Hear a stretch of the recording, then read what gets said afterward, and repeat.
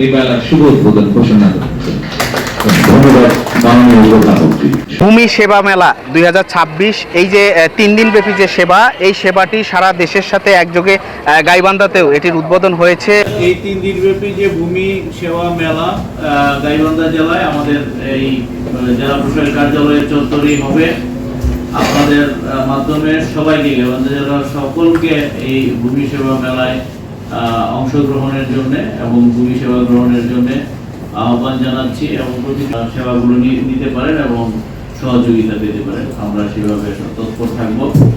আজকে আমাদের একটি র্যালি রয়েছে, আমরা র্যালিতে অংশগ্রহণ করব। এখান থেকে গিয়ে আমাদের একটি যারা আমাদের এখানে উপস্থিত রয়েছেন, আমাদের এমপি মহোদয় সহ পুলিশ সুপার মহোদয়, অন্যান্য অতিথিবৃন্দ, আমাদের জেলা বিএনপি সেক্রেটারি মহোদয় রয়েছেন। আজকের রান্নাঘর র্যালি সফল অটোমেটেড ভূমি ব্যবস্থাপনা, সুরক্ষিত ভূমি সমৃদ্ধ ভবিষ্যৎ। অনলাইনে ভূমি উন্নয়ন কর প্রদান করুন, আপনার জমি সুরক্ষিত রাখুন। ভূমি সেবা মেলা 2026 19 থেকে 21।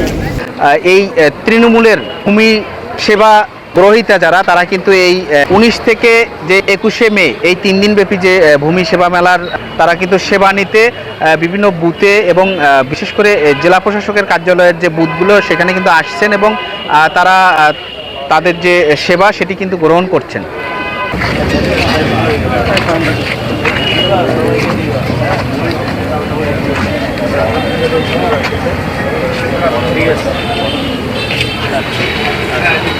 এদিকে কিছু আছে, এটা হচ্ছে একেবারে মানে নতুন একটা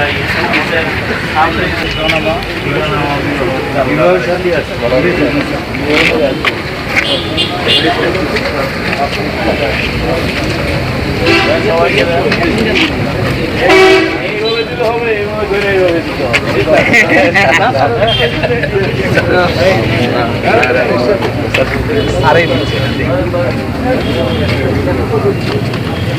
সম্মানিত উপস্থিতিবৃন্দ, আমি মনে করি ভূমি জমি ব্যবস্থাপনা যত বেশি আধুনিক এবং প্রযুক্তি নির্ভর করা যায়।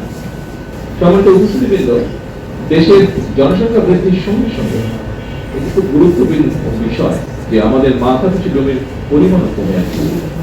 ফলে জমির অর্থনৈতিক মূল্য যেমন বাড়ছে, তেমনি জমি নিয়ে বিরোধ, মামলা, মকদ্দমা এবং জটিলতাও বাড়ছে।